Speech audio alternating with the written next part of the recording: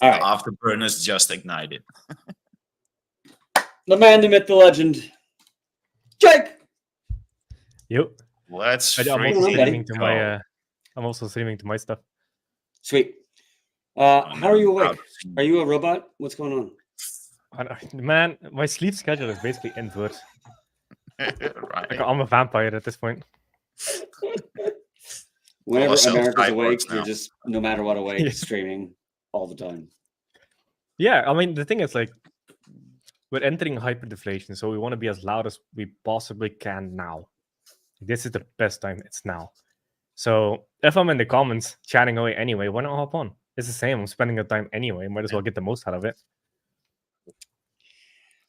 Yeah, but now I feel like you just called me out for all the times I've been in comments and not hopping on. Accountability. Exactly. Yep. No laziness, buddy. No laziness. Here we go. So what was it like this morning being on Element 280 on that? Oh, Element 280 is blowing my mind. Like, I'm starting to get, I'm seeing some bot activity happening inside of the pairs for Element 280. It's very interesting. Did you know Element 280 has already burned 100 grand of its own supply? No, I think I heard earlier when it made its first burn, and you guys were talking about it, but I haven't seen it since. Oh yeah. If you go to the stats page on Element 280, Element 280 is such a good name. It's a great name, and it's a great website. Oh yeah, dude did a great job on, because this is a very complex protocol. Even the buy and burn smart contract, creating all the LPs and buying and burning all of them, massively complex. So like for him to simplify this, great job, great job. Yeah. So am I reading that right?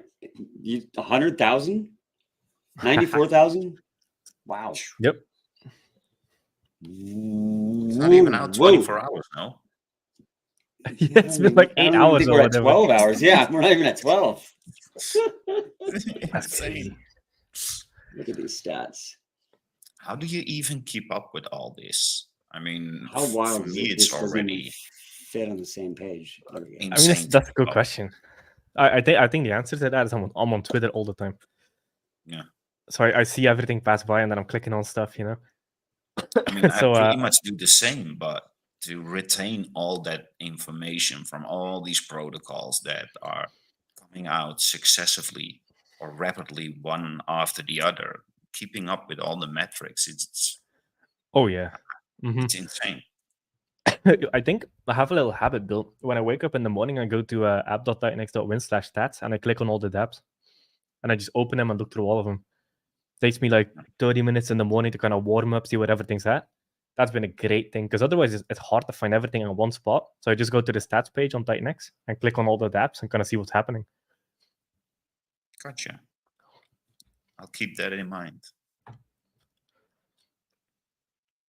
It sounds like the same routine of our parents, but instead of like the newspaper and the news, you're going into crypto. You're like, yeah, little caffeine. Go to the Wall Street Journal and go to this section. Go to that section. Yep. Go to my Titanx hub, my Wall Street Journal. All right, I think Element had over $1 trillion that has gone into it at this point. Let me double check that. Yeah, because what it shows on the page is excluding what has already been buy and burned. It's just whatever is locked in the smart contracts and the Titanx LP specifically. But it has been over $1 trillion because the percentage also goes to the Helios treasury, etc. I think it's either very close to $1 trillion or over $1 trillion already in less than 10 hours. That's wild. Right? That's what I'm talking about, man. I mean, I'm going to slightly round down. We're at 48 trillion. You know, Ouroboros grabs 10. We're at 38. If every protocol grabs 1 or 2, which they're doing, man, we got 10 more protocols. Now we're down to 18. Haven't even got to X28 yet. Like, I mean, haven't even talked about the ones that aren't launched yet, that haven't been announced. We're running out. It's literally going to be a fight for supply. That's going faster and faster. And the thing is, when it comes to the current supply, you're not just fighting with users to get it, you're also smarting with smart contracts. Because Hyper has roughly $5 million sitting in his buy and burn that wants to buy it. Yeah. That's Hyper alone. even if the price of Titanx goes up a lot and miners get profitable again, it takes time before it even comes out. And by the time it comes out, the demand will probably be so big that it's still just a drop in the bucket for the demand that's going to be there. So yeah, it's going to be 100%. I did the math on it. So roughly 50,000 ish Ethereum went into creating Titanx over the period of time to create this supply.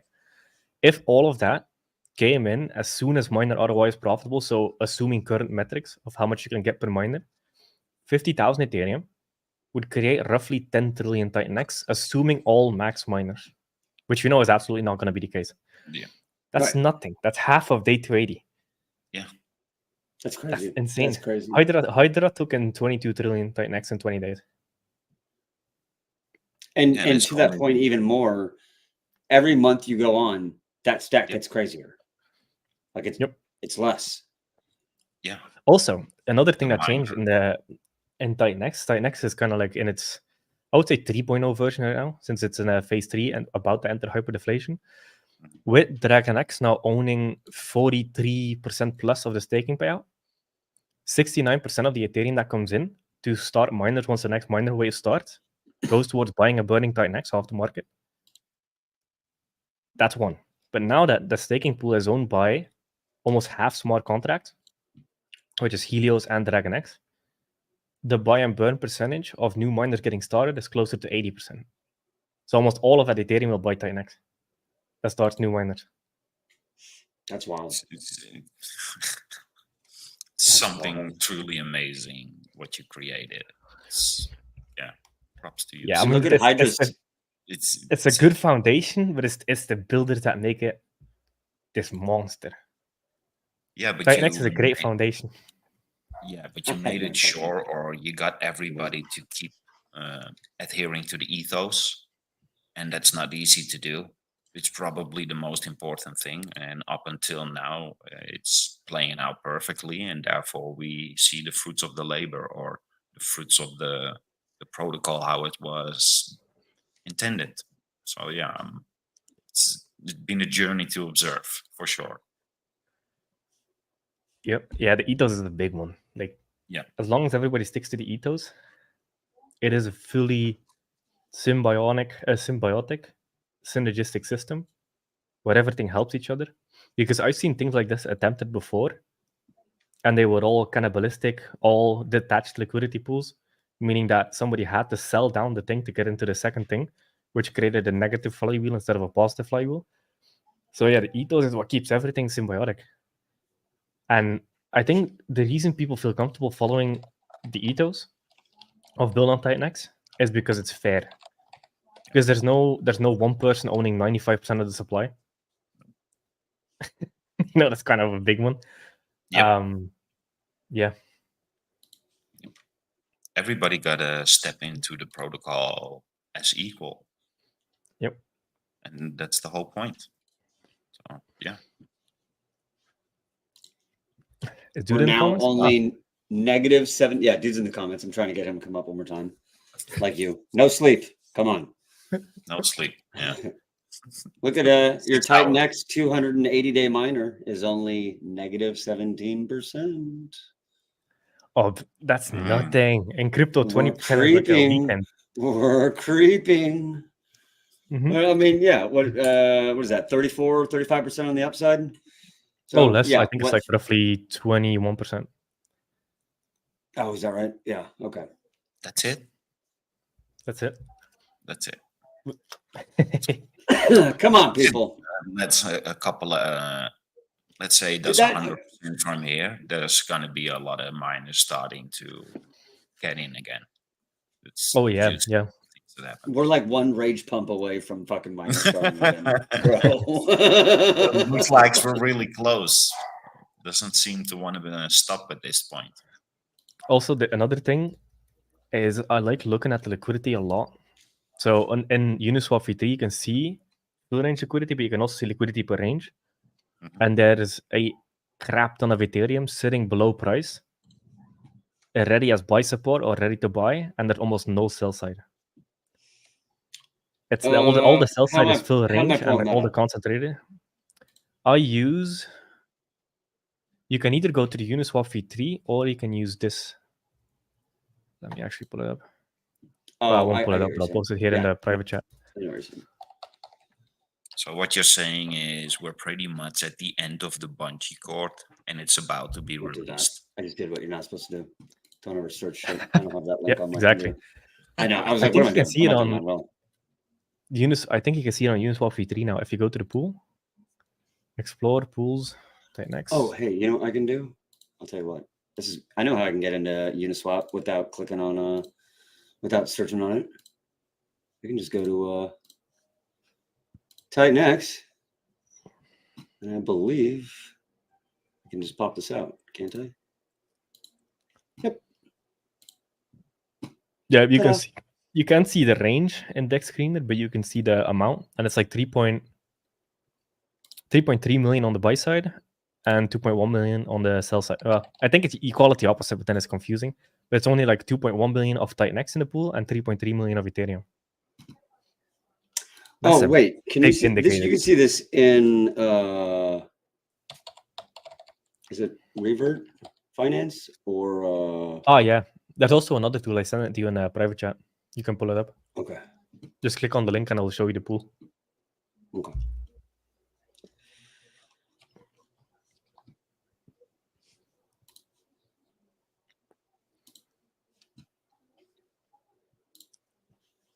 Yep. There we go. There you go. So explain right this. Side is Ethereum. Explain this to people. The right side is Ethereum. Left side is Titanx. So the left side is what is Titanx up for buying on the market, and then the right side is the Ethereum looking to buy. So the Ethereum you see below price are people that put Ethereum into constant liquidity, hoping that the price dips into it so they can get it, and then they can close their position. Where this red line is right there. Correct.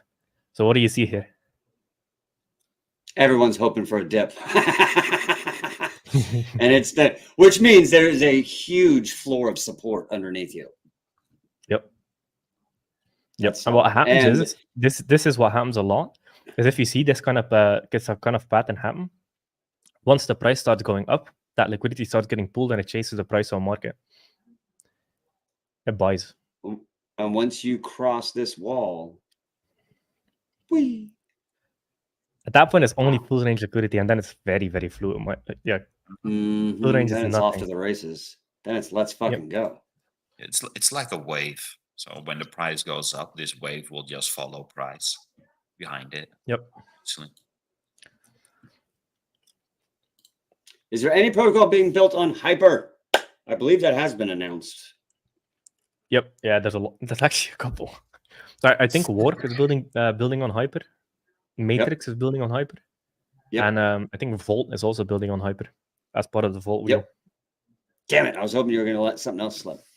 Yep. I already know about all those. Damn it. It's only 3, you know? You don't try. Look, I mean, the guy's been streaming. He's been awake for like probably, I don't know, 19, 20 hours at this point. Like, if I just keep throwing him the questions, you never know. He might slip up and just let another protocol out. Yep.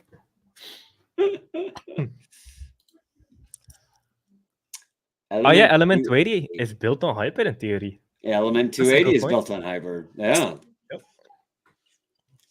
Yep. Yeah, Element 280, super awesome. What an amazing launch they've had. You know what the craziest part of all of this is Titanx is doing this while Ethereum is going down. I know. That's the wildest part of all of it. Insane. It's how's that for a chart? Highlighting as well. What if he starts running? It's going to be mind-boggling. You better screenshot that chart right there. Like if that's not the greatest chart in the world, I don't know what it is. Go to the 5-minute one. It looks even better because it looks like it's a little bit of an actual chart. Oh, nice. Yeah, got to get that GGN. You know, click the 5-minute. What a 1 second hardcore. Yeah, but this is crazy because you can mint Element 280 even though you pay a 16% tax when you sell it. When you mint, you don't pay tax. Since it's now at, I think, roughly a 2.5 Titanx ratio, you can get Element 280 for 1 Titanx, and you could essentially sell on a market for a profit. during the mint phase. The mint phase is only open for 28 days. Yes, you'll pay the 16% tax, but it's still almost to 70-80% profit. So you're going to see a lot of games happen. But while they're doing that, they're feeding the protocol, they're feeding the Helios treasury, they're burning Titanx. Yep. Yeah. I love the way he set that up. Yeah. And then they sell it, create new miners, then do it again 70% of the sell tax. Create another mine and feeding the protocol. Dude. Yep. At some point, it's I think you're going to see something. So did you announce the Morpheus white paper? The red paper is out, yes. It's the red probably paper. not 100% finalized because some details, but for 99%, yes. Yep. So this is going to be very similar to during the mint phase of Morpheus. Well, I think Morpheus only mints for 2 weeks, right? Yes. If I remember. Yep. Yes, 2 weeks. And after that, the supply is out and everybody can fight for it on market. I want to see some crazy memes, some crazy Matrix memes, because I've seen you guys make videos and they're good. I'm prepared, yes. Nice. I love the literally just putting the Titanx logo right behind that Matrix stuff. That looks sick. Mm-hmm. Yeah, shoot me any ID. I'm happy to. What are you excited for next? I mean, E to go up, the market to expand. That would be when the whole market shows expansion and we're truly going to go in a better bull run. That's the moment. Not that an individual coin is running. No, the tide is lifting and everything just goes. When people start feeling happy again, when that euphoria is coming, that can still last for a year, but I want to see people out of this negative sentiment for a change and truly get to, let's say, a year of party and euphoria. That would be nice. 100%. Yeah, what about you, Jake? I feel like you just stole the best answer ever. Ethereum. What are you most excited about in Titanx? Ethereum doubling. Right. It's a great point, man. Yeah, it is. Yeah. I mean, I noticed something crazy. I had it, I think, yesterday or the day before. I haven't opened CoinMarketCap in forever, so I opened CoinMarketCap, and all of a sudden I had this like moment where like, holy shit, there's the rest of crypto, because I was so immersed in Titanx and build on Titanx that I forgot about the rest of crypto. And I was like, holy fuck, because I think the Bitcoin price was crashing, so I was like, oh, let me look on CoinMarketCap, you know. Yeah. And I was like, oh shit, all this stuff still exists, because my entire like personal net worth is basically in Titanx and build on Titanx. So I completely forgot about it. Right. That's crazy. It is. I don't know the top 50 coins almost on CoinMarketCap. I have no idea what they are. It's like, what? I have a Trezor that used to be my main sort of crypto, right? I had like 5 or 6 things on there. That was my main sort of wallet. And then I got into Pulse Chain. I created a separate one for Pulse Chain. And then I got into Titanx and I created a separate one for Titanx. I haven't looked at that Trezor in like 7 months. I briefly looked at CoinMarketCap and I was like, yeah, I still haven't done anything. Whatever. But I haven't looked at it. But it has nothing, it has no bearing on my future right now compared to this stuff. Like, get out of here. I don't care what Render's doing. It's not doing anything what we are in this system. Correct. You know, my XRP is still there. You know what's something interesting is like, because you mentioned like a render and stuff, all these things feel so soulless, I think is the best word for it. Yes. There's no soul, there's no people, there's no community, doesn't have any flair to it. It's just a VC dump machine with shadow figures in the background doing stuff in their fancy little office. Like, there's nothing special going on. What the fuck's an office? You're in crypto. Like, even that stuff, it's like, why do you need a building? We have a blockchain. What the fuck are you doing in that building? Orgies? Like, I don't understand what they're doing. Well, clearly. Yeah, right. Oh, Lord. At least here you have like a soul. Like all the rest feels just like NPC coins, essentially. Yeah, it's funny you say that. I mean, name a community that is as vibrant as ours, has as many real people in it where you can actually, like, that's a real person. That guy's picking his nose on stream. That's a real person. Like, yeah, we're we're real fucking people. But then beyond that, there are communities that have real people in them. But how many of them aren't tearing themselves apart left and right? Aren't trying to nuke every other protocol that's around them to try and get theirs up to the top? You know, we have the only thing out there in crypto right now that is as genuine and real as it gets, that is as positive as it gets, that is as symbiotic as it gets. I mean, everybody's trying to help everybody. Yeah. It's, I know we keep saying that, but that was that way. But yeah, you go where I mean, you are. Yeah. I mean, the crazy thing, I mentioned this kind of off the cuff as a joke, but wasn't FTX doing orgies in his office? Yes. I just realized that it's an actual thing. It is an actual thing, yeah. Jake didn't just pull that out of his head. That's right there. Someone who popped in the chat's like, where do these things keep going? Yeah, obviously all fantasy, hypothetical. Just a little disclaimer there. Yeah, allegedly. Sure. No, did he? Yeah, we know what happened. Come on. Oh, man. So true. Vibra, I wish you'd come up, man. But I understand. Heck yeah. Utah, same with you, buddy. Family obligations. What are those? Come on. Bull run. Forget your family. I'm just kidding. It's only for a year. Probably not even. After that, you can do whatever you want. Ninja Magoo joined at exactly the right or wrong time, depending on who you're talking to. Oh, man.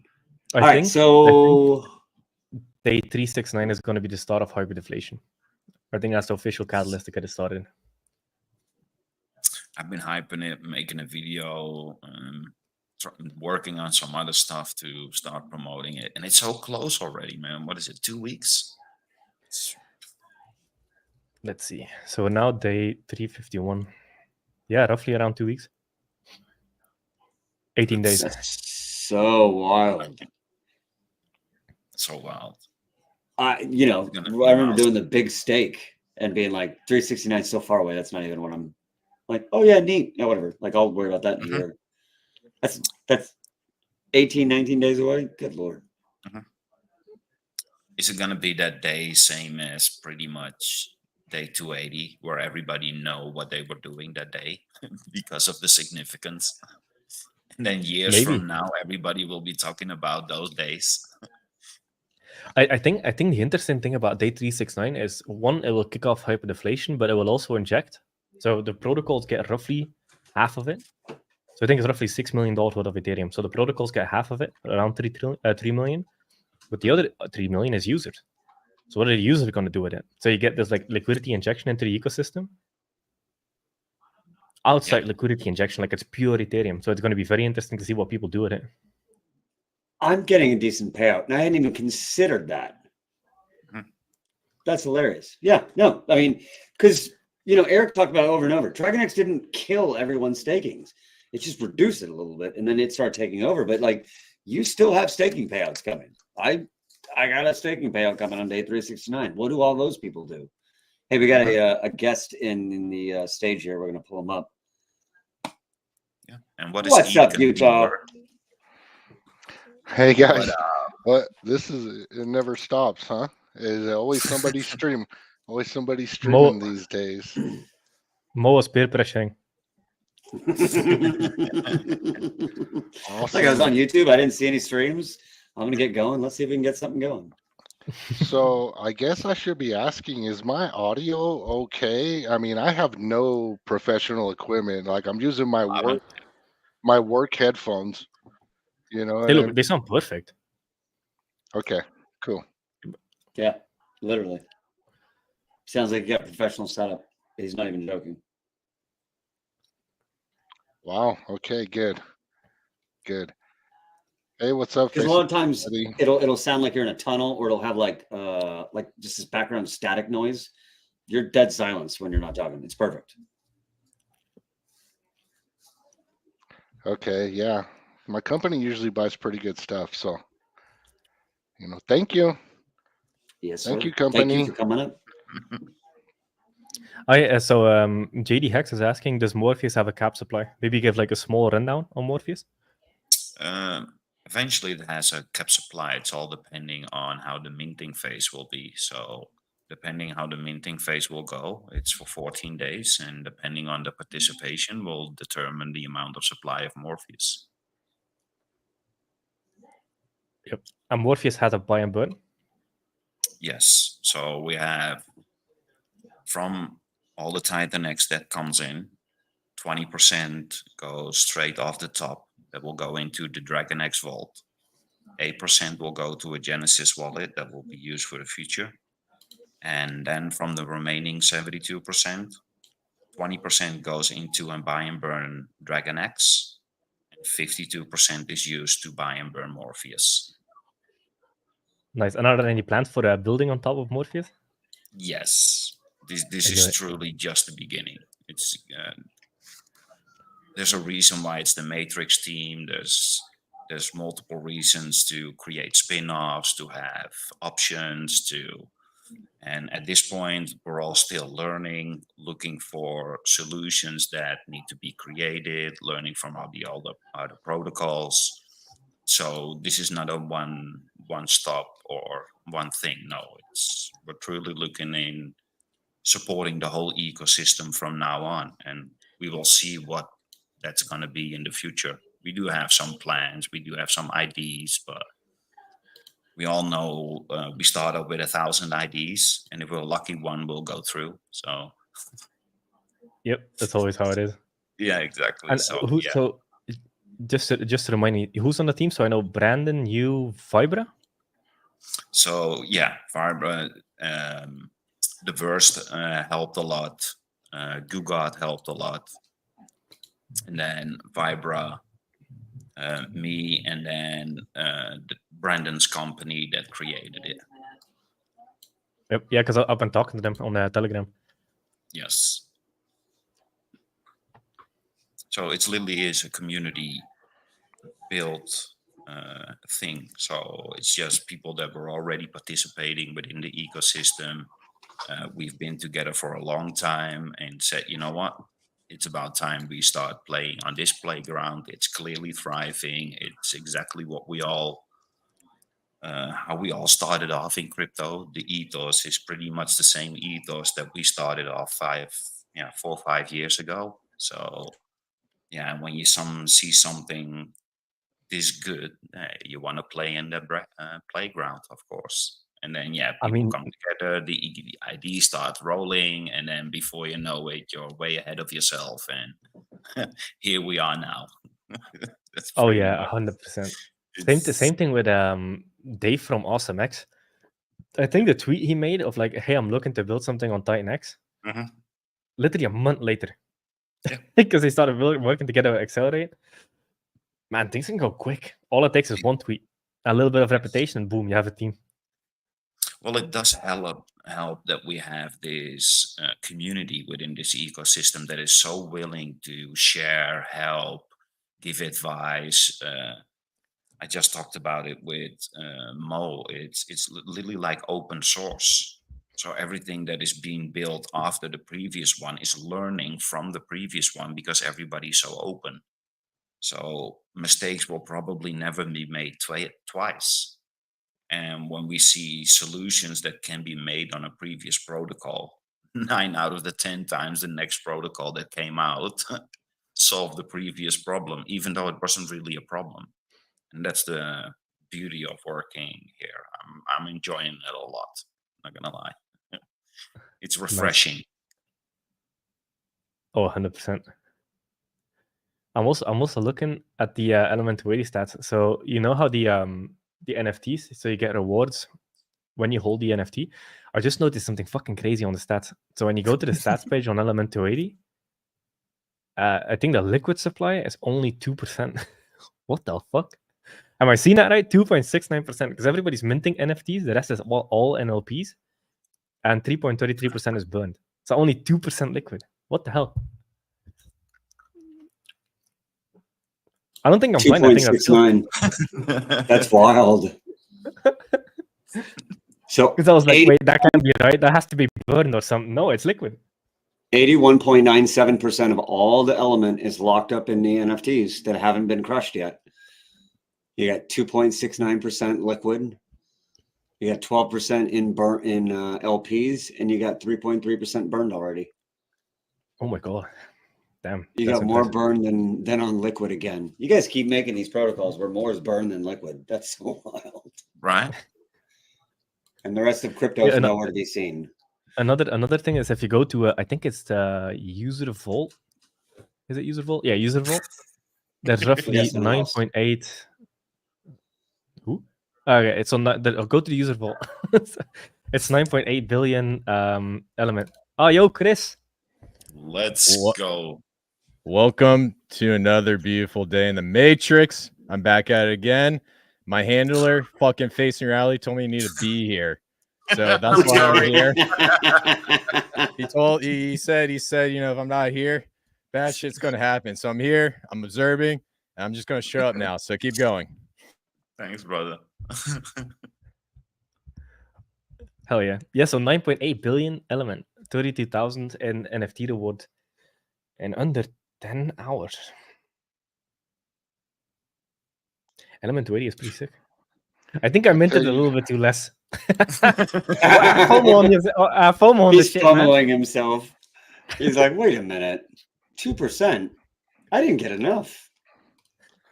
I mean, I don't know what it is, but you know, sometimes you just get a feeling or you just see something and you're just like, what is this? And you dig into something.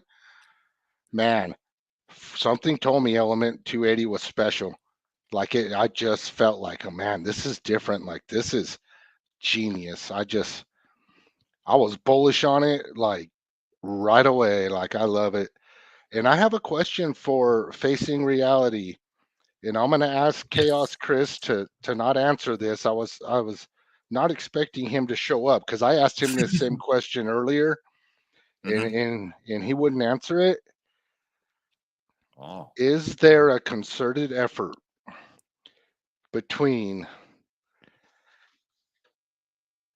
Alien and Morpheus to kickstart the hyper-deflation in the Titanx ecosystem by upping the ante and taking 20% right off the top of Titanx when it comes into the protocol?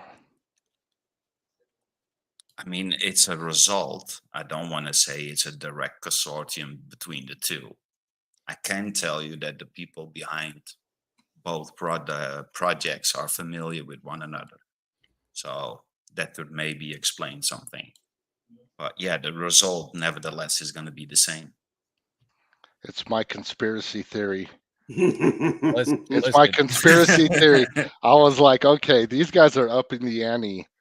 Why are they taking so much off as soon as it comes in? And both of them are doing it, and they're launching very closely. And I know the team members know each other. Are they trying to kick this whole thing off? Listen, Utah Crypto. It is a conspiracy. We do have the same handlers, and we got one goal: is to burn the fuck out of Titanx. That is it. So there you go. Question answered. Great question. I'm just kidding. But ultimately, you know, all jokes aside, I think the main point with Morpheus and also with Alien X, I love both protocols. And you guys got to remember, Titanx is about to go through its most critical point, hyper-deflationary. And so during this period of time, everyone's going to look back and they're going to look at the protocols and look at their overall impact. And when you have two protocols that are just burning the crap out of Titanx, and I believe Morpheus is going to be burning Dragon X like crazy, it's going to help not only the individual projects, but the entire ecosystem as a whole. Because you got to remember, when those miners go profitable, and this is the key, when you have more miners being produced, the cost of those miners are going to be much more. So more Ethereum is going to go into producing Titanx. So the rotation from the profitability of those miners is going to go back into staking payouts, which is going to go into Dragon X, which is going to go into Helios, which is going to go back in the ecosystem, which is going to buy more of these tokens, burn more of these tokens, and it's going to be this crazy infinity loop. So ultimately, at the end of the day, the reason why those projects are going to be so great is because they're going to submit a legacy of helping accelerate the Titanx ecosystem during its most pivotal time. Did everybody get that, or did I just go on a crazy rant? Whenever you rant, I'm listening. Sounds good. Cool. Yeah, keep going. Keep going. What's outside the simulation, Jake?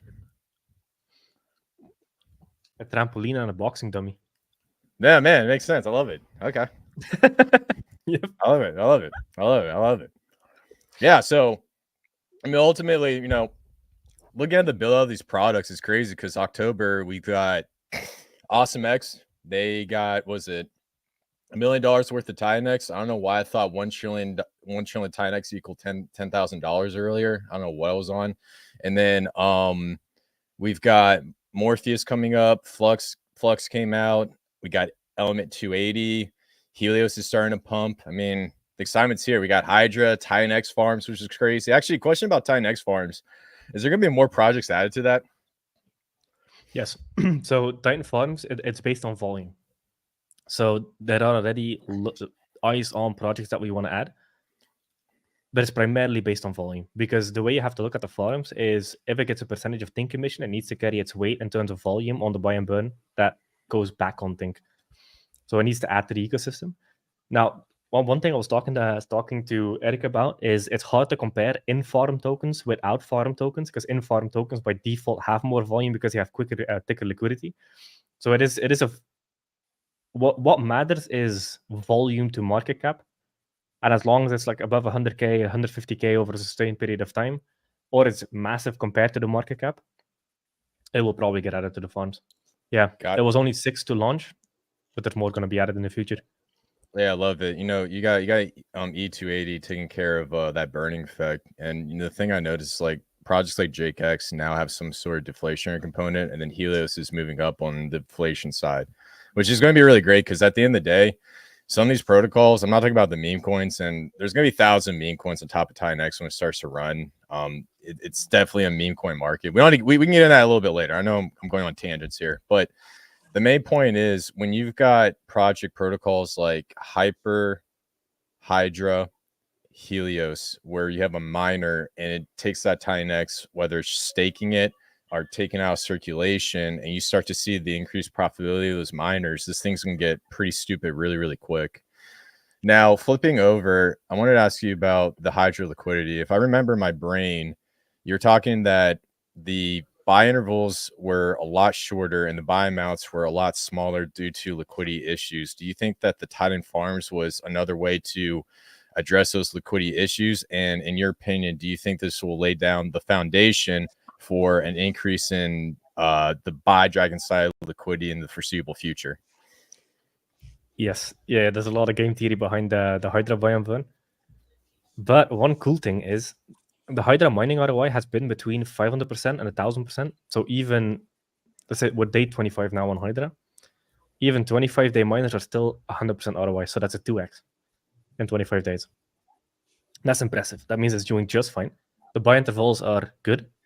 But then the thing that is impressive is the Dragon X, since Hydra launch, dropped 50% on its Titanx ratio, which has dropped the Hydra mining ROI by 50%. So once Dragon X goes back to its all-time high Titanx ratio, that means the Hydra mining ROI would already be back at 1,000 without extra buy volume. There's a lot of game theory in play when it comes to Hydra. Hydra is doing work in the background. Another cool thing with Hydra is the buy and burn in Hydra is based in Titanx. So as we enter hyper-deflation on day 369, it's priced in Titanx. So if Titanx does a plus 50%, that's an extra $7 to $8 million in the Hydra buy and burn just off of the Titanx price appreciation alone. So there's a lot of like wild stuff happening at Hydra. Yeah, I think Hydra is a phenomenal piece of software that's actually removing so much of Titanx from the market, and it's really cool to see how DragonX is building out as an ecosystem. I'll pull up my little chart. I know I got scribbles all over. I need to clean it up from the early stream because you guys are asking so many questions. It was crazy. But ultimately, I think once we start to see this build out in full steam and once we hit hyper-deflationary, it's going to be insane. Now, the one thing I want to ask you about, when you started to see the chart, I believe it was it was the middle of September. We started to see the dip down on the liquid Titanx token supply. Was that a time frame that you predicted to happen? Because I know you predict stuff, and I have my math, so I was curious. What was your thoughts on that? And yeah, just that in general. Well, Hydra, yes, but the effect of like the intensity of it, no, because Hydra got fucking insane adoption. I pulled up a premium Titanx hub. So Hydra had roughly up until now, it's only day 25, 22.5 trillion Titanx that has gone into it. 22.5 trillion. Wow. That's a lot. That's a lot. So Hydra was designed to kickstart deflation in Titanx, and day 369 was always the target to start hyper-deflating. But it started way sooner, which is a very, very good sign. So I'm excited for day 369. That's only 18 days away, and that's the official start of hyper-deflation for Titanx. Yeah, you know, when I did my math calculation, mine was on October 8th was when I thought this thing was going to go bananas and do that little drop off. Here, let me do a present real quick. That's pretty spot on. Yeah, that's what I was looking at. Hey Mo, can you share my screen real quick, man? Appreciate you. So I thought it was going to be like 10.8, which is kind of right here, but you know, that first hump came down on the first of the month, and then earlier it was coming closer. I think that was the middle of September. I can't look at the time frame. I don't know why I had this right here, but you get the point. So we're dipping down. We're in deflationary, and for you guys who really understand the difference between deflationary and hyper-deflationary, well, we could be entering hyper-deflationary. It's too soon to call, but it's just basically just a straight curve all the way down, dropping. So this line becomes very vertical, and that's a good indicator of hyper-deflationary. So overall, you know, it's crazy because we're seeing this supply shock come in, and then when I zoom out, you got this beautiful ecosystem that I've been trying to draw, and this was from the earlier stream, and me just scribbling all over the place. Here's my E281, here's my Alien X, and then we got the different little kingdoms of Titanx that I've been messing around with, and I need to spend the rest of this week and actually drawing this out and making it look good, and not make it look like a kindergarten did it. But yeah, man. Overall, man, you know, great work. Definitely excited and can't wait to see what happens right around Halloween. So, oh yeah, and then so in software engineering, you always have fallbacks. One fallback to force hyperdeflation into the ecosystem was always designed to be X28, and that's something that has not been mentioned. It's something that is in the background, is in the mindshare. But if hyperdeflation doesn't hit, for some god forbid unknown reason, then we're going to force it to hit, and that's X28. So that's the fallback, and it's going to happen anyway. But that was always there as like, okay, now we're going to force it. It's the kill shot. I'm excited for it. Yeah, I mean, you did mention 100% Titanx burn. So with the implementation X28, and then you have interoperability and a layer 0 compatible token. So, you know, it gives you the ability to transfer Titanx to any chain seamlessly, and also gives others on different chains to phase in and out. You know, I think X28 is a very interesting protocol, and it's hard for people to wrap around that are new to this market. And when it comes to anything blockchain wise, we have basically 20,000 different blockchains, but we have no way of communicating. So the best way to think of a blockchain is like a little web page, and then the communication is going to be like the internet. And so with layer 0, they built something like a high-speed internet to connect these blockchains. And, you know, you see meme coin runs on Sui, you see meme coin runs on like Aptos and all these other blockchains. So with X28, it just gives people the ability to utilize Titanx on a chain that's not Ethereum. So overall, I think it's really good. So Jake, we got X28 coming out. Any other protocols after that, or are you just mainly focused on X28 right now? Yes, I have one thing that I want to build. Okay. Okay. I want to build a hyper-deflationary token, and I want to back it with all the other hyper-deflationary stuff in the ecosystem. I'm still working out the design of that, but I have some bonker batshit ideas, and I'm working through them. That'd be fun, dude. Are you like trying to compete with Dragon X or something? Oh, it's gonna be built on all of them. It's gonna be backed by all of them. Yeah, because I don't want to compete. Because I've noticed that the stuff that I launch, which probably makes sense, right? I'm like the creator of the thing, but the stuff that I launch gets massive fucking adoption. Look at Hydra, 22.5 trillion in 25 days. What the hell? That's insane. So like, I think once I launch a hyper-deflationary thing that requires Titanx, and it's built on all the hyper-deflationary things in the ecosystem. I think that one might go crazy. And I can actually make it Omni-chain. So I could have the hyper-deflationary token also be Omni-chain, just as like an extra. Because you have all the code for it. Yeah, you would just use a layer 0 compatible token, right? Is that what you're talking about when you say you have all the code for it? Yep. Okay. Yeah, that's interesting. Does it even need the metrics of creating hyper-deflationary when it already has the capabilities of being Omni-chain? Well, we like building things that are insane. So yes, it Right. needs to. I mean, with all the things that are being built on top of Titanx and DragonX and everything, that pretty much forces the deflationary aspect of it already. Does it probably? Yep. But is there a possibility that you can do X28 without activating that deflationary part, or have control over it? X28 will be. So there's a couple thought processes that I'm running through. So I want to have a hyper-deflationary thing. But the thing I'm trying to solve now, and I think I have the solution to it, is I want X28 to be paired with Titanx on all the chains outside of Ethereum. So, like for example, if Titanx exists on Base, it would also be a Titanx X28 pair. That would be perfect scenario.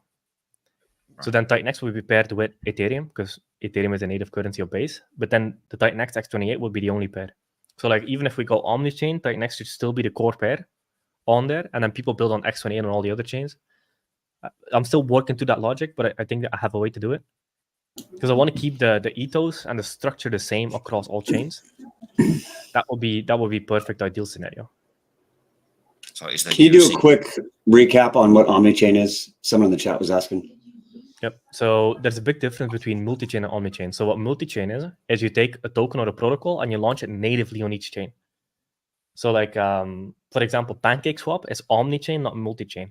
The cake token trades on all the chains, meaning that if you buy it on Binance Smart Chain, it's the exact same one as on. If you buy it on Ethereum, it's the exact same one as Binance Smart Chain because you can bridge it over to Ethereum via layer 0. I think they're built on layer 0. But multi-chain is you launch it natively on each chain, which means that it has different value, different market cap, different adoption, different everything, and it's dilution. Because now you force your community to sell it down on one chain to participate in the second chain, and it basically becomes a big cannibalizing system instead of a additive system or a symbiotic system. So Omni-chain is better because you create a token on one chain, which is in our case is going to be Ethereum, and then you can. So layer 0 does a lot. Layer 0. The reason I pick layer 0 over other Omni-chain solutions is because a bunch of Omni-chain solutions have horrible fucking tokenomics behind them. So what happens with most Omni-chain systems is, let's say you take a token from Ethereum to Base. It would sell it down on Ethereum and buy it on Base through the back end of the code, which is horrible design. I hate it. I hate it. But then layer 0, for example, yeah, because let's do this as an example. If you want to bridge 10% of the supply from Ethereum to Base, it would sell 10% of the supply on market on Ethereum, and oftentimes the liquidity pool is not even bigger than 10% of the supply. So you just create these massive price wicks and moves down, which are negative effects. So what layer 0 does is you deploy your smart contracts on all chains, you link them together through the layer 0 protocol, and then what happens is, let's say you have X28 on Ethereum. You want to take X28 to Base. There's going to be a bridge page on X28, but you're going to be able. What it does, layer 0 in the background, it takes that X28, burns it on Ethereum, and mints it to your wallet on Base. So there's never any selling or buy pressuring that's happening. So it doesn't impact the liquidity pool. It's way more stable. It's way better. It's way safer because the tokens do not get locked up in a bridge that gets hacked later on. Because when a bridge gets hacked, guess what happens to the tokens? They dump it all on market and they wreck every protocol that's in the bridge. I fucking hate bridges. So layer 0 is way, way, way better because it burns and mints. So even if layer 0 gets hacked, nothing happens. Everybody still has their tokens because it's in your wallet. It's always in your control. It's in your custody because it burns from your wallet and gives it back to your wallet. There's never anybody in between or an intermediary in between that holds the tokens that can get hacked. So layer 0 is way better design. So yeah, multi-chain is you launch it on each chain, and then it's a dilution effect, and people sell down to go to another chain, etc. Omni-chain is it's created on one chain, trades on all chains, and then we use layer 0 as the infrastructure behind it. You guys want me to draw it out? It would be easier if I draw a diagram, or did you guys get all that? Do it. Always draw. A diagram. All right. Do it. Diagram. Hey, shout out in the chat, Eric Martinez. That's an in real life person I know, believe it or not. I've known that homeboy for over a decade. So shout out to him. I onboarded him into Titanx about a month ago. So shout out, man. And shout out also to the super chat. I lost it right there. There we go. There's a super chat. Cascade Living, $20. Everyone is killing it. Let's fucking go. Thank you very much. I appreciate you. Let's fucking go indeed. We're at the beginning of this. All right. Drawing time. Yes, sir. So Omni-chain and Jake, what was the other term? I'm sorry, it's multi-chain. Multi-chain. All right. So when Jake says multi-chain, basically this is just a hypothetical. So when he says there's like a bridge, right? Kind of like a bridge coming across, and then you come over to, let's say, X28 on Solana. What would happen is you take your X28 token, it's stored into this bridge. So it's basically stored into a smart contract, and then it's minted out into Solana. So basically what happens is if people were to come in here and start buying like X28 over here and X28 over here, you'll have like, let's say X28 is like a penny here, and then it's 2 cents over here. What would happen is like someone was like, oh, okay, arbitrage opportunity. I'll come in, buy it here, and then sell it over here. In theory, it's good, but this gets crazy when you have about like right around 36 block. Actually, no, 36 is kind of high. Oh my gosh, sorry, it's a new drawing tool, guys. I'm learning right now. Shout out to Utah Crypto for showing me this. So it gets pretty crazy when we have 12 blockchains. Now, when you come over here and you look at an Omni-chain, the only thing difference is this bridge doesn't exist. So we're taking this. No, wait.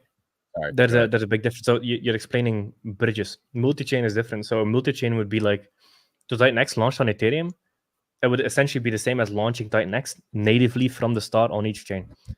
So now you're explaining bridges versus layer 0. It's a different concept. Okay, so yeah. Go ahead. Sorry, go ahead. Yeah, so with X28 in this case, if it's Omni-chain, the prices would be the same all around, which is good. So if somebody buys it up on Ethereum, it automatically resyncs across all chains, and people are going to orbit, etc., through layer 0. But like the thing that you're describing now is the difference between bridges and Omni-chain. With a bridge, you do have this effect. With Omni-chain, layer 0 in this case, you don't. So when you transfer it over, then how do you have liquidity on each chain? So I have to create that. That's the thing I'm trying. Well, okay, maybe I didn't understand as much as I thought I did. So I get when you transfer the tokens over, but the question is liquidity. And for those guys who don't know, you can take a token to any chain, but the question is, can you buy or sell? So you need like a liquidity pool, which is like a little bank account of tokens that you put in, so you can swap in and out. So what comes down to that with layer 0? So there's 2 solutions to it. You have Omni-chain liquidity, which is something like Stargate. But ideally, I think we have liquidity pools native to each chain, which is probably going to be created by something that nobody can talk about. But the liquidity pools will be created natively on each chain. So in an ideal world, we have a Titanx X28 pair on each chain, and then the Titanx is paired with the native token, similar to how Titanx is paired with Ethereum on Ethereum. Yeah, this can get relatively intense. But a Mike Dean diagram will explain it very clearly. I'll probably do a very in-depth live stream with Mike Dean. Diagrams. Yeah, I get. Well, actually, let me back up liquidity. So let's go back to the Omni-chain and multi-chain. So do they both have bridges? No, Omni-chain does not have a bridge because it burns on one chain and mints it on the other chain through layer 0. And layer 0 is a essentially decentralized validated network that sends transactions from chain to chain. So when you do it on Ethereum, you burn it on Ethereum, it sends a transaction to the other chain to mint it back to the same wallet, so it never gets stored in a smart contract. It's always in your custody. Okay, so this would be if this were to be a multi-chain token, multi-chain would have a bridge, right? No, multi-chain would be each protocol is natively launched on a chain. So you can have a Titanx that has 1 million market cap on one chain and 100 million on another chain, because they're both tokens created from 0. Like that makes sense. It's like Andy on Base, Zen is Andy on Ethereum. Well, no, Andy on Base and Andy on Ethereum are two different. Wait. Okay, now I'm confused. So, okay, so Zen, for example, is multi-chain because it Right. exists natively on each blockchain. So they all have different prices, different markups, different options. Users have to sell down one to get into the other. That's multi-chain. Something like the Pancake token is omni-chain. Because Pancake exists on all the chains, but it's only created on Binance Smart Chain and has the same prices across all chains. So what if you created a token like, let's say we create, you know how you have Titanx on Ethereum, and then you create a bridge token and you send it to Pulse Chain, and we have Titanx on Pulse Chain. That's multi-chain, right? Okay, so No, that would just be wrapping, I think would be called, or bridging wrapping. So bridging wrapping is not multi-chain. Not in the way I'm defining. I don't know the actual definition, but it's the same token essentially. So I would call that wrapping. If you go from Ethereum to Pulse Chain, for example. Okay. All right. I think I just drew this very confusingly. I think I got it. I understood like the layer 0 stuff because I understand like the the minting and then sending transaction to another chain and then reminting the token. I got that. It's very basic. And then I always thought that, with the multi-chain stuff, it just revolves around bridges. So like layer 0, L1X, they always come up with like the marketing thing saying that we are a bridgeless interoperable protocol. That's like their marketing. So I don't know how true that is, but I was just curious. But yeah, I'll get rid of the diagram. I think the diagram's a little too confusing. So I mean, it's a lot of concepts, especially for newer people. We'll need to find a way to kind of like dial that in. Yeah. Well, I think the main thing is you don't have to really go too far deep in the weeds with these technical concepts because at the end of the day, the average person, Joe, that's coming in here, they're all about the number go up stuff, and they're just trying to find ways to improve their lives and their family lives. So when it comes to these high, crazy technical concepts, I mean, the one thing I suggest is you don't have to go too deep in it. You just need to know enough to figure out whether or not someone's BSing you. That's how I always approach stuff. So. Yep.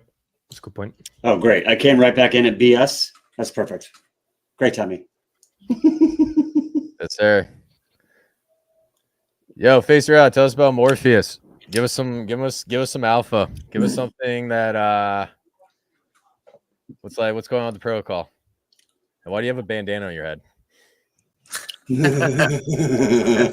Because my hairdresser died, so now forced for the bandana. No, it's kind of depressing, dude. Is it? What? No. You say your hairdresser died, so it's kind of depressing. Oh no, that's the joke. Oh, okay. I was like, damn, dude. He's like, really? He said that with a smile on his face. How odd. So that's something that we say in the Netherlands when you have a bad hair day. We would say, yeah, the hairdresser is dead or the barber is dead. That's brutal. Your barber's yeah, like, regarding Morpheus, it's getting close, man. We got an audit in. It should be listed soon. We already went through all the metrics. Yeah, Max, you're a good boy. Is it still a 14-day mint period?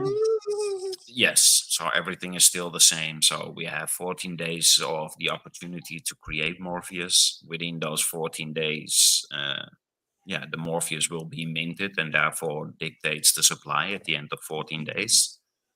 And then from the first, I'm not really sure that metric might change about the allocation that is going to be needed for the liquidity pool. So the first X amount that is coming in, that's going to be used to create the liquidity pools. And then from there on, the protocol will start working. So during the minting phase, the buy and burn, everything already goes into action, but the liquidity pool gets to be created first. And then from there on, the protocol just starts working. And then it's, 20% straight off the top goes into the Titanx vault. And then 8% goes to a Genesis wallet. And then from the remaining 72%, 20% is for a buy and burn of Titanx. And 52% is used to buy and burn Morpheus. Yep. And Morpheus is paired with Titanx. Yes. Yep. The liquidity pool is between Morpheus and Titanx, correct? Let's freaking go. So good this stuff, was really man. built for Titanx, yes. I love the branding Morpheus and playing the Matrix. It's awesome. It's actually the right time, right branding, right everything. Especially with like this meme coin market, it's perfect, dude. I have some good friends supporting us, so he actually came up with the theme. Yeah, I wonder who. Yeah, I wonder who came up with that name, dude. That's crazy. I wonder who that guy was, right? Yeah, he's a goddamn genius. He's probably really good looking. So telling me about it. And severely underpaid, I'm sure. Yeah, living legend, the myth, the legend. Yeah. Let's go. Yeah, I'm excited, but it's exciting for the whole ecosystem, and it's just beautiful to see that everybody is willing to attack problems head on and just talk with one another to resolve the problems that lie ahead or new innovations that need to be created. Nobody's sleeping on anything. It's, oh, we have a problem or we need a solution, and it's bang, bang, bang, and before you know it, it's out. It's mind-boggling to see how fast this ecosystem is growing. Oh, that's so cool. Nice. Just seems appropriate. Like that. Yeah, that's a real easy thing to do. I mean, yeah, I tell you, between Morpheus and Matrix, and then fucking Marco the Hexagon keeps doing the Terminator talk. Like, I'm waiting for Terminator protocol now. Like, let's fucking go. All my favorite things are being turned into protocols. Everything I geeked out on. I've been playing a lot with AI for the past 6 months. And the more you use the program, the more you start realizing that our history was not created by humans. It's the similarities in how movies like Terminator and all those things, you could see, wait a minute, the technology that we're using right now, they already had it back then in different ways, but you start seeing the similarities. It's funny when you supposedly use new technology. I sense a new rabbit hole to go down. Dude, yeah, this is gonna get deep, man. This is about to get deep, right? Well, it might have to be a separate episode so we don't shadow ban Titanx as a name. Yep. Do we really live in the Matrix? It's getting more and more probable by the day. Oh yeah, no. We 100% live in the Matrix. You know, it's crazy. Hey, did you guys see that photo of the quantum entanglement particle that physicists and researchers took? Mm-hmm. Yeah. Yeah, I'll show you guys what I'm talking about. I'm deep down that rabbit hole of quantum entanglement and yeah, I'm gonna show stuff that a while ago civilian scientists were like, yeah, we can just do it on this level. And you're like, I'll bet you can do more. Actually, a really easy visible representation of quantum entanglement, and it's the stem forks. So when you have two stem forks that are both tuned on the same frequency, when you excite one, the other will excite as well. If they're off by just one frequency or 1 hertz, it won't work. And with quantum entanglement with atoms, it's pretty much the same thing. When they vibrate on the same frequency, they are entangled and therefore can transfer energy and information. Stem fork is exactly the same thing. And it's visual in your hand. I love what seeing that.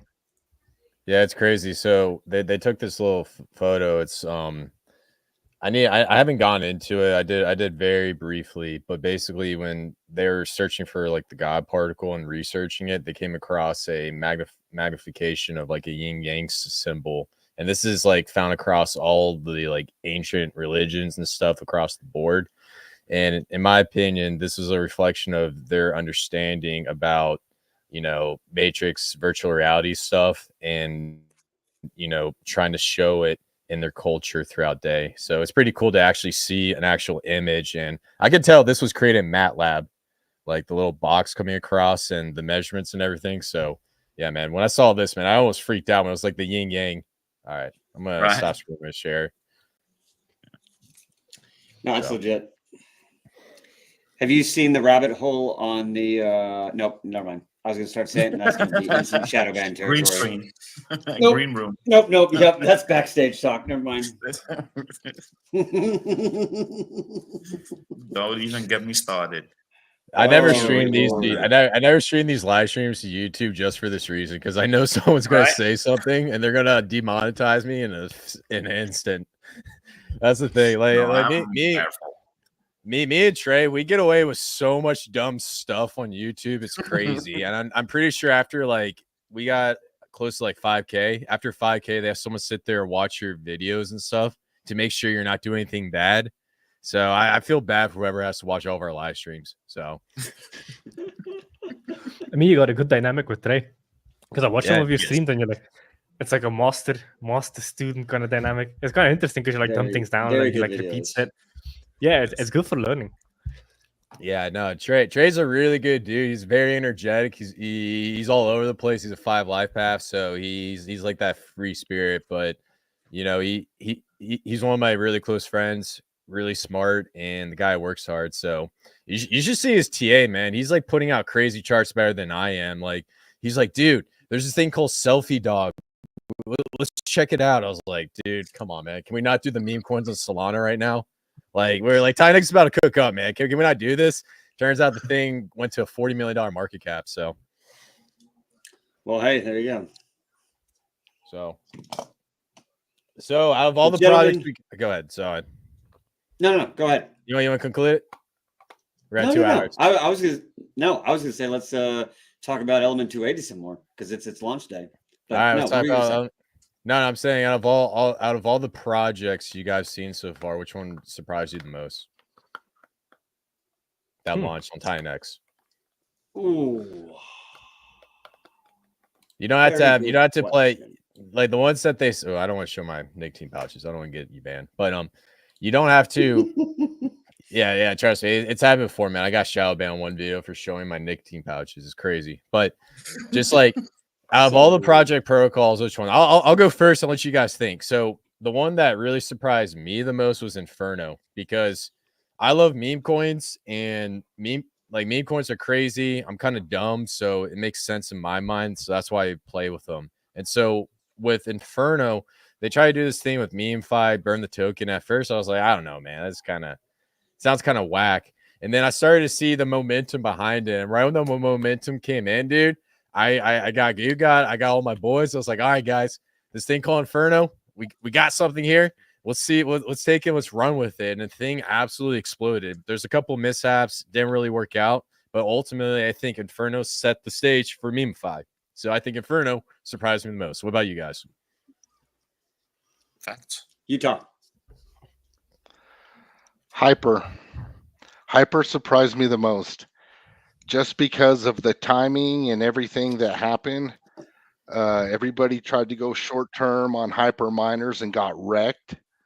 It was kind of the beginning of the end as far as price movement went, and everything just started going down. I know a lot of people started like early ending their miners on hyper and losing their ass, and I was like, holy shit. And I just held. And then as everything started coming back, man, hyper just started ripping, and I was like, holy shit, this thing lives. And now it's super strong, and I mean, it's got good community, good tokenomics, and it's just off to the races. And so hyper shocked me, and I think it was just due to the timing of everything. Inferno, it shocked me how it kind of Inferno shocked me in the minting phases, because it did the opposite of what we thought it would do.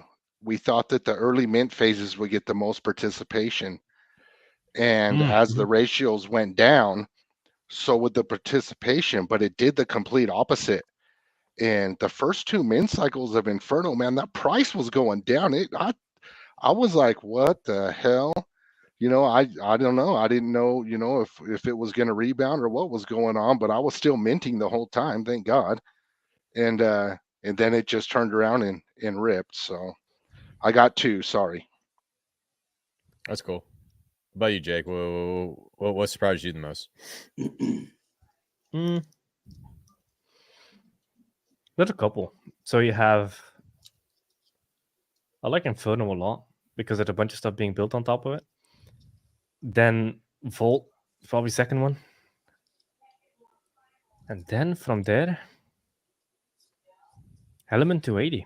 I like it a lot. So I would say Inferno, Volt, Element 280 outside of my stuff.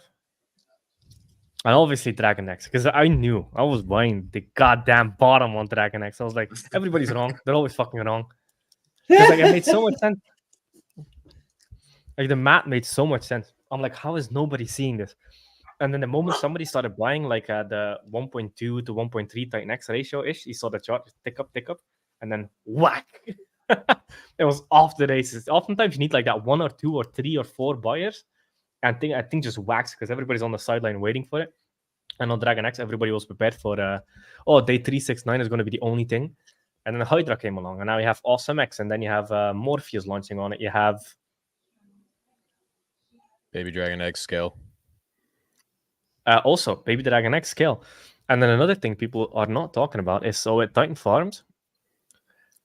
So whenever we say Titan X is owned by the machine, it is owned by the machine because 85% of the liquidity is inside of Titan Farms, which means that 85% of all liquidity fees burn all the tokens of the input tokens. So, for example, Dragon X, Hydra, Hyper, Think are all input tokens. So Titan Farms has already burned $34,000 worth of Dragon X from liquidity fees alone. Go to the burn page. That's something that nobody has caught on yet. Yep, there. Burn Dragon X. So that's the Dragon X that has collected in the liquidity fees because it's an input token and 100% of that gets burned. And that's in the background. So all of this is a debt by 1,000 cuts until you're completely priced out. And to add on to that with Titanx farms, that's like the first step to like building out like a full-blown DEX because you got the liquidity. You can just build like a front end, just do swaps and connect a wallet. Is there another step to that or? Yes. Okay. So it's Uniswap v3 in the background. So liquidity is owned by Uniswap v3, but somebody could build a DEX on top of so Uniswap has a 0.25% interface fee. So if you want to skip that, you can also use CowSwap because it uses the Uniswap contracts themselves don't have the fee. It's only when you use the interface. So a lot of people have been switching over to CowSwap because it doesn't have a fee.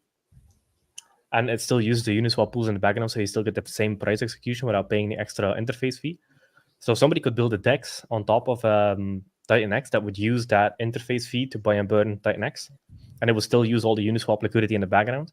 Because with liquidity, you definitely don't want to play around with new code.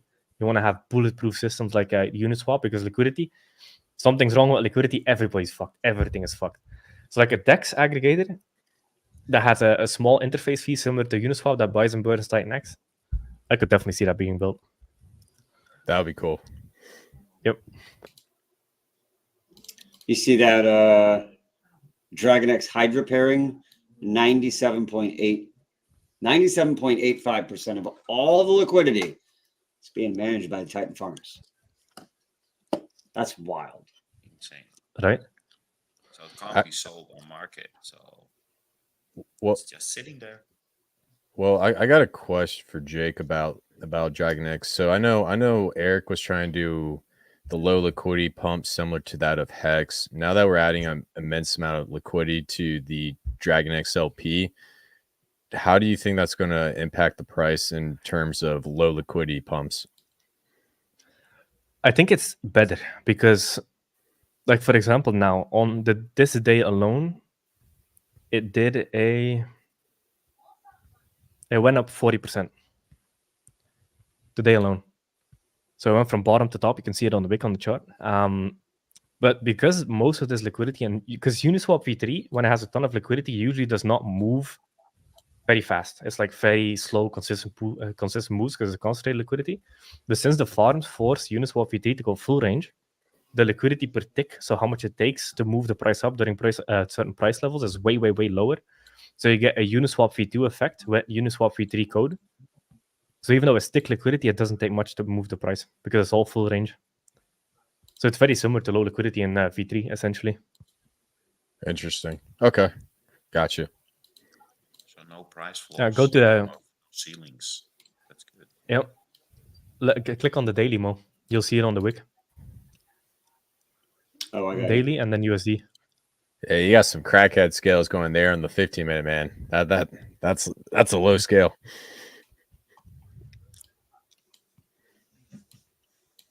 Wait, what am I looking at?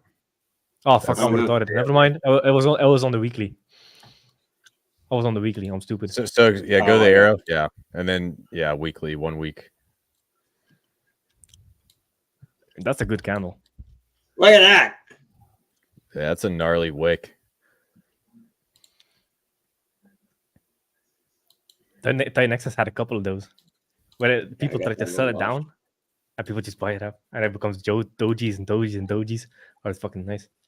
Yeah, I noticed that because you have like Titanx is technically building out like an LP web similar to P9 and Tropa, and the reason why I know how to trade it is because I learned from that on Pulse Chain. That was like the craziest scenario ever with Maria. I still remember that conversation I had with you on live stream about Maria, and you were just like, "There's no way Maria is a girl. It's definitely a dude." I gotta watch that live stream back, but I think ultimately, now that you got Dragon X, you got a thick liquidity, and then you got arbitrage bots running around just trading back and forth. It's going to get pretty stupid real quick. And then you got the Titan farms collecting fees. That's going to burn Titanx and all the other products. So just wait for the volume on Ethereum to go to some insane number, and then you guys will see what we're talking about. Ooh, oh yeah, oh yeah. Yeah, we talked about that previously as well. All the things that we're seeing and all of that while ETH is pretty much collapsing for the past months. Could you imagine when that reverses? And the other thing I really like about ETH this round is the layer twos. Some of the layer twos are getting adoption, so the gas fees isn't going to be that big of a problem compared to the last bull market, in my opinion. I could be absolutely wrong. Don't take it with a grain of salt. So with that being said, the Titanx ecosystem could potentially still have a massive build out during this run, and we'll see awesome protocols on top of it. So it's really exciting times. Awesome X. For sure. You got to throw an awesome X in every time you say the word awesome. Awesome X. Dude, Dave's awesome, man. He's a good guy. He's one of the happiest dudes I've ever met. Right. It's contagious, yeah. What I found most interesting was the way the liquidity started and turned out in Vault, and the speed at what it did it. From what I've heard from my boy Adam, from 5,000 to millions in a blink of an eye. Yeah, that's interesting. And that was not even Titan Farms. It was 4 million before Farms even came out. That's crazy. Yeah, I was looking at the Volt chart, and I was looking at the RSI and like the MACD, and it was coming very close to a bearish divergence, and I was like, oh man, dude, this thing might dip a little bit. So I was getting ready, and then next thing you know, it actually started flipping and started trading sideways, and then it looks like it's about to turn bullish again. So just from a chart TA perspective, the chart looks absolutely beautiful. I mean, this is one of the crazy things because in these systems, I actually don't use TA at all because there's so many supply dynamics going on. So support and resistance does not matter if the supply shifts around so much.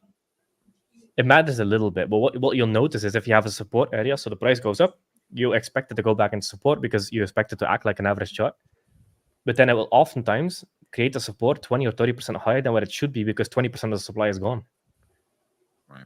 So like you have to add a margin of safety to the bullish side because of all the supply dynamics going on with the hyper-deflationary stuff. So if you do it that way, TA actually works, but it's just you have to add that margin because you will not get perfect entries. Like 20%, 30% above resistance is usually a good, above support is usually a good price to enter or average in. Yeah, and the other thing I will say is with the stuff I'm seeing on the charts, a lot of these price charts love Elliott triangles, and they follow the pattern perfectly. Sometimes they front run them, and then they usually break out. So I'm noticing that Elliott triangles, inverse head and shoulders, just like those traditional ones, and steering clear of the support and resistance is usually the way to go. And that could change when we go hyper-deflationary. It could be a whole different beast. I feel like at hyper-deflationary, at that point, everything is just going to go up, and TA is like TA is just optional at that point. So, I mean, how insane this stuff is. So Inferno, for example, not many people have been mentioning Inferno. Is Flux, which is a protocol built on top of Inferno, has already bought and burned $200,000 worth of Inferno, and Inferno is only a $3 million market cap coin. This ecosystem is insane. Yeah. God damn. Just wait for Alien X. It's gonna get stupid, dude. With Inferno, it's gonna get crazy, especially the fact that Alien X is helping out that Flux buy and burn and thickening that liquidity so that more money can go through that system. It's like infinity loops on top of flywheels on top of flywheels. I like to call them infinity loops. So infinity loops, that's a good one. Yep. Our core protocols are the infinity stones in our protocol or in our ecosystem. I mean. Yeah, Mo. Yeah. What's your favorite project, dude? Which project do you like? And if you pick this project, then you're saying the rest of them suck. Titanx. You can't do that. Titanx and everything in Titanx. I picked Dong X coin. It's coming out soon. It's gonna be the one that I'm gonna back. No, you gotta build that. Dude. You're not. Never say never. I'm not going to give you what you want, but I will tell you what I'm surprised about. I'm surprised that with everything that's happened in our ecosystem, some people still tend to be extremely short-sighted. Like with everything that's happened with Dragon X, with Inferno, with all of that, 5 days into Volt, someone was fading it. I mean, I don't understand how people don't realize that most of these protocols are fucking fire. And this Titanx system is fucking fire. And everything is bringing everything up. I mean, not everything's going to work. Not everything's going to be on fire. But to fade something in a first week or before it's even minted and capped and gone into deflationary, that's wild to me. So I'm surprised that still people are caught off guard by how important deflationary tokens are. Because it seems like no matter how much we're preaching to everybody, people are still like, "Oh my god, this thing really is awesome! It's capped and deflationary." Like, what have you been talking about? Like, so I'm surprised that maybe that we're the only ones catching on, and that everyone else isn't catching on. I'm gonna build off of that. I'm surprised that we're the only ones in all of crypto experimenting and perfecting buy and burns. I'm surprised I'm here. I'm surprised I picked the right one. That's what, like out of all the ones I could have gotten into, out of all the ecosystems all the day ones I could have picked over the last year and a half, this was the very first day one that I got into. This is the one that spoke to me. The white paper spoke to me. The math spoke to me. The community spoke to me. And this is the one that I went head in on. So, yeah. I'm surprised about everything. Who can't be? I know you knew it, but you're still surprised that it all worked out, So actually, funny story about the first day we started like Titanx, and it actually has to do with you. So right when Jake launched Titanx, we had one of the biggest swells of the year, and it was like 3:30 in the morning here. And I looked at it and I called my friend. I was like, "Hey man, I got to do this protocol." And so then I go through. I had this miner staking ladder. I max staked all of them, and then I just started screaming at the top of lungs in my house. I was like, "Fuck!" I'm pretty sure I woke up my neighbors. And so then I go on Twitter. I was like, "Hey, looks like I did all day 280 Titanx miners. Me and Jake, I'm in this shit to win it. So fuck it." And then Mo just types in, "You made a phenomenal decision." Or no. That was the greatest mistake of your life. That's what he said. I remember that. I remember that. I was just like, all right, fuck it. Well, let's just see how this goes. So I have a similar story. So in the early days, I was compounding, right? I was compounding miners. And the music stopped. I did okay, but I didn't get the last ones, to go max. I was only going, a certain percentage max because I wanted to keep compounding, right? And the music stopped. So whatever, I ended up with my Titanx. Well, my best friend was playing that game too, but he accidentally, he didn't change the number. So you know how it defaults to max miners no matter what? So he was like doing his compound and he went max miners on a shit ton. And he's like, bro, he called me and he's like, bro, I fucked up my compound. He's like, I went max on all these and all this stuff. And I told him, that might just be the best mistake you ever made in your life. I guess we'll see how it plays out. Son of a bitch. He's doing way fucking better than me, because he hit that, and also he went heavy on Dragon X and in the early cycles, the mint, the 1-for-1, and he peer pressured me to go in, right? Because I was still pissed, right? And so I only went in with I think I went in with $500 million or something like that, 1-for-1, and he went in heavy on it. Son of a bitch, man. He's doing great. He's doing fucking great. I'm so happy. I'm so happy for him, man. He's out here killing it. I was literally forced in it. So my boy Adam from Fiber Finance literally called me up when it was launched, and he said, "You are gonna go make miners right now." And I was like, "Okay, what we need to just max it all out, throw it all in there, and I will see you at the end of the year." Oh, worked out pretty well. So yeah, thanks, Adam. Peer pressure. It works. Peer pressure. Perfect. Literally. Peer pressure and bullying works. I don't care what anybody says. It works. That's how it goes. The funny thing is, he did the same thing with Hex in the AA stage. Exactly the same thing. He said, "Dude, do it." And I was like, "Dude, it sounds like a sell, man. You give me one, I give you two. I'm not buying it." Well, luckily I did. So yeah. It's funny. I didn't have any any moment like that where I was like, "Oh no, I didn't mean to do that." Like I was pretty deliberate about everything I was doing. But when that one community member made that website, the first website where you could track your kind of miners and stakes, I don't remember what it was called, but he had it laid out so you could see all the money that you put into miners. But I was compounding my miners. So every time I made a miner, it just added into that total. So I'd clear a miner and then put it all into new miners. So after a certain point, I looked up at that stat and it said how much money I put into miners. And it wasn't how much money I put into miners. It was how much money I put in and then cleared and made and then put in again. But when I saw the number of how much money I put in to make miners, I was like, oh, did I fuck up? How much money did I just put into this thing? What did I just do? Did I have that much money on my hands? I was like, no. Because if you made a miner and it went 3-4x, well, then I would just put that back into 4 more miners. But I did it month after month after month, even when it was starting to go south. And I was like, I'm still going. And then I looked up and it was like, I don't remember what it was. It was like, you put $50,000 into miners. I was like, the fuck I have? I didn't have. Wait, I had $50,000? Like I lost my mind for a second. But now, couldn't be happier that I did it all. Thank God I did. Love it, Mel. I think the biggest lesson. I think the biggest lesson in the build on Titanx ecosystem, because when you look on Titanx Hub, every single protocol, if you participate at day one and just be patient, has done extremely well.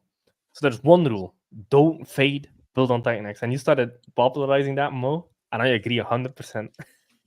Everything I'm like, I need at least like I need to fade myself on some of these and just get in a little bit. Yep. Love it. All right, guys, we're at 2 hours and 20 minutes. I gotta go check on the seniors. I appreciate you guys for stopping in, having another wonderful stream. I love these community streams where we're getting going. This seems like the norm now. If anyone has a one-on-one stream or a solo stream, we should just shame them from now on. Yeah, fuck them.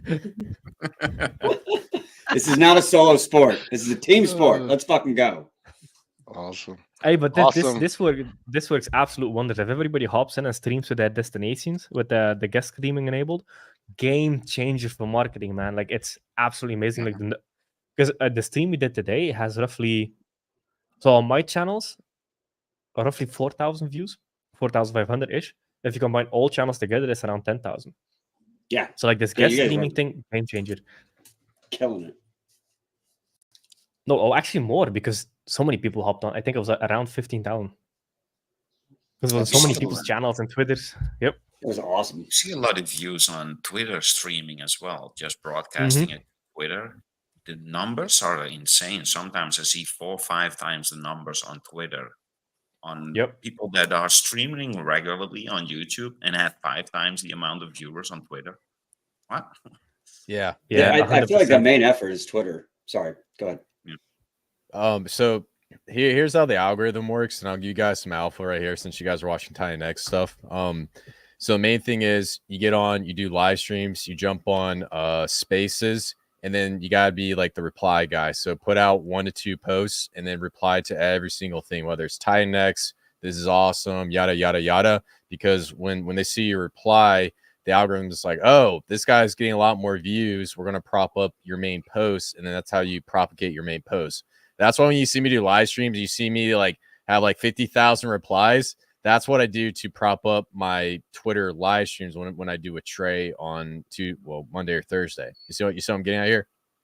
So when you do that, you actually build your following much quicker. So that's a really quick way to do it. So the key is to reply as much as humanly possible, whether it's Titanx, I like apples and ice cream, just whatever. Just reply to everything. don't say like bad stuff. Like, don't call people retarded or whatever, because then they'll prop you down. So just be nice. So, and also, by the way, we got Alien X launching on Thursday. We are going to break the simulation. We're breaking the conditioning. We're propping up Inferno. We're going to burn Titanx. We're taking this shit to the fucking moon. Let's fucking go. All right. Let's go. One time. I mean, I'll give you like more than 10 seconds if you want to talk about it some more. I mean, now you're hyping me up. Let's fucking go. Nah. But I know. Goo got my handle to get pissed off. I don't talk about it. But long story short, guys, that was a joke. I don't actually have a handler. They're actually going to think I do now, because I've been mentioning this on live stream all day. This is facing reality's fault. Joe Fuck Biden, you, dude. They won't let me take questions. All right, here we go. This is where we get shadow banned. No, so here's the deal. We got Alien X coming up. Main goal of Alien X is to prop up the Inferno ecosystem while also burning Alien X, and also to burn Titanx. It's going to burn 20% whatever goes in this DApp is going to burn Alien X like it's candy. We just showed you guys the chart. Alien X is going deflationary.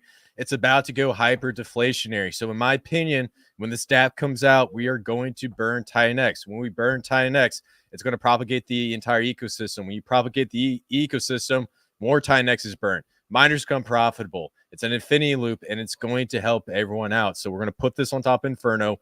We're going to buy Inferno up, store it, and then release it at the top of the market to burn as much Alien X as humanly possible.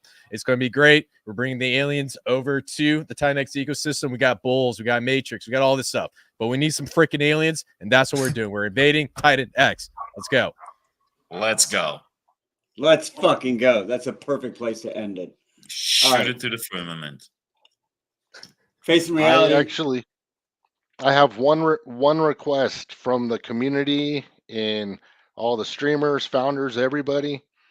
E280 is doing wonders for the entire ecosystem. Give them a follow, give them a shout, tag them, with your posts. Let's help them out. It's just dude over there, and let's give them a little love and tag them and try to help them out. They're helping us out. I mean, look at those buy and burns. They're helping everybody. So that's all I got. Thanks for having me, Mo. I'm gonna drop off. See you guys. Cheers. Thanks, man. Appreciate you stopping in as always. Facing reality. You want to say anything before we get going? Support the ecosystem. Doesn't really matter which one you support, because it's a supporting of the whole ecosystem. So you could pretty much pick any of them. It doesn't really matter. As long as you have Titanx and you have Dragon X, you're perfectly fine. And between all the others that are on top of it, just go what you feel good with. what you like, what your interest is, and just support it. Support what you like, otherwise it goes away. Love it. Jake, anything for the community on the way out? You streaming animal, you? Nah, just engage with everything on socials. Like, comment, retweet, quote tweet, engage. Do the rule of 100 or a rule of 28 if you're time strapped. The rule of 100 and the rule of 28 is basically just like, reply, comment. All of them add up to like 1 point, and try to do at least 28 or 100 of those a day. If the community does that, we'll conquer Twitter. Like, it's that easy. It's that simple. Love it. TEDx, I apologize, buddy. I got to go after this. Maybe late night, possibly. Otherwise, we'll do it maybe tomorrow. Guys, appreciate you all, as always. Like, subscribe, follow all your favorite Titanx streamers. Follow Chaos Chris. Please follow the Morpheus group. Follow Brandon, Facing Reality, and Vibra Finance. Make sure to like, subscribe to everything. And remember, stop fading all these Titanx ecosystem launches. Literally nothing has gone bad. Just get into it. You don't need to do a lot. Just get in. Just sit. And then when you wake up, you're going to be well. It's going to be awesome. So, guys, be patient. Everything's working great. Titan Farms is just smashing it. Everything's smashing it. This whole ecosystem is smashing it. Where are we going to be in 3 months? On the fucking moon in outer space, where Jake is, where I am. Let's fucking go. All right, guys. Okay, disclaimer. Have a great day. Peace. Not financial advice, could all nuke to zero. We're lucky enough this works. It's all an experiment. Yeah, Shit's hey, awesome. I'm on here, you know. Look, I'm not even on Earth. I'm rotating around Earth. I'm orbiting. Jake's orbiting. You know, a couple guys, and we're all just talking. We're all just shooting the shit. You have no idea what's going to happen, but let's fucking go. All right, guys, have a great day. Peace.